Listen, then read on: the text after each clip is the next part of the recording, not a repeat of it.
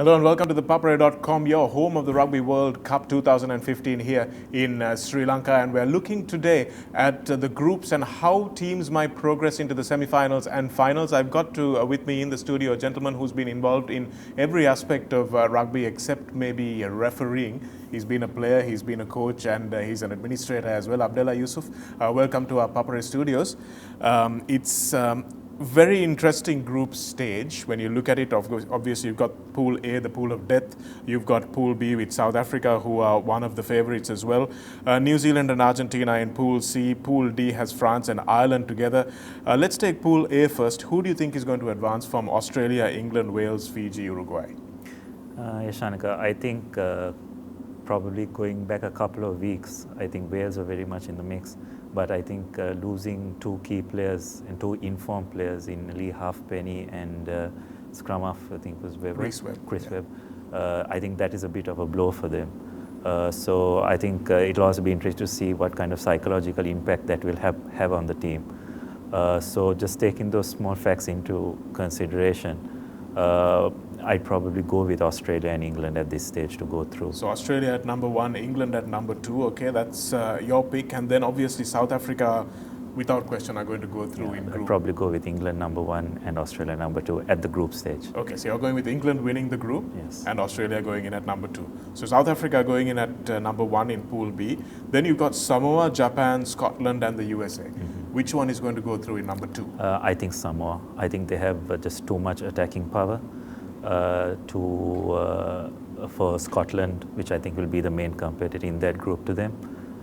So I think they have just too many attacking threats, and also their all-round physicality will probably get the better of Scotland. Okay. So I'd probably say that Samoa will probably go through. So Samoa going through along with South Africa, all right. So then we come to Pool C. Do you see any possibility of New Zealand getting beaten in the group? Not in the group stage. I think they will be quite comfortable with the group they have got. They have I think a nice build-up to the big match against Argentina. Nice. So I think they'll be okay when it comes to the group stage.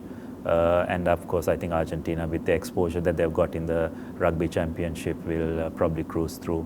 Now that's an easy sort of group, Abdella, because you've got Tonga, Georgia, and Namibia. Georgia and Namibia are quite easy teams. That's right. So the players are going to be a little bit fresher when they come through to the quarters, do you think? Yeah, I think that's an advantage that the coach, especially Steve Hansen, will have.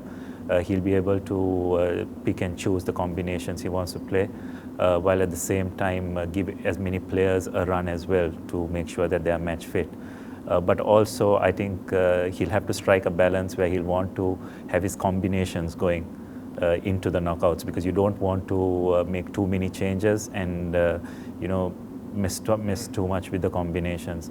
So that's a balance which he will have to strike, which I'm sure he would have had his plans afoot, because the thing is the group is fairly predictable as far as they are concerned. So I think he'll be able to. He'd probably have all the. For each of the teams, he'd probably have the 15 already listed out. Already picked. Then we've got Pool D, France, Ireland, Italy, Canada, Romania. Canada and Romania are probably not going to feature too much, but Italy on their day can probably beat France. They're Six Nations opponents alongside both those other teams. Do you think that there's going to be an upset there? It could be with the French. You just don't know on what side of they will get it from. Yeah, exactly, and they went down and got into the final. So France is not a group stage team. They are a knockout stage team. So it'll be interesting. If they get out of that group, then I can see them causing a lot of sleepless nights to some of the teams. But yet, I think just watching their performance in the warm-ups against England, I think they have had a bit more time to practice together, something which they haven't had previously. And that's why you'll probably find them peaking more towards the knockouts rather than at the group stage. But I think this time, I think Philippe Saint-André has managed to get the players off from their clubs a bit early. He has managed to work with them, get the combination sorted out. So I think it'll just be a toss-up between Ireland and France at this stage. Call it. I'd probably have to go with Ireland. I think tactically they're a bit more astute. And at this World Cup stage, I think that could play a major part. So Abdella, if you're picking Ireland to go through in number 1 position, that means you're setting up a New Zealand versus France quarterfinal right back at Cardiff, where 2007 memories are still fresh. Who do you think is going to go through in that game? Well, I think they sort of got over that demon when they met France in the last World Cup. So I think they managed to get that World Cup boogie off their back for the moment. So I think if Henson manages to keep his combinations going, and if their key players remain fit, I think they will have the enough experience to see France out of that game. Because guys like, when it comes to the knockout game, the experience of guys like Carter, Conrad Smith, McCaw will be critical. And France, other than for Desetwa, their captain, and Freddie Michalak, who also can be on and off, I don't think they have that experience to probably cope with that pressure at this stage. So I'd probably say the All Blacks will have the edge provided they manage to keep the combinations going and they manage to stay injury-free. And then you've got another quarterfinal between Ireland and Argentina. Who will you back there? I'd have to go with Ireland. I think they will have a bit too much depth.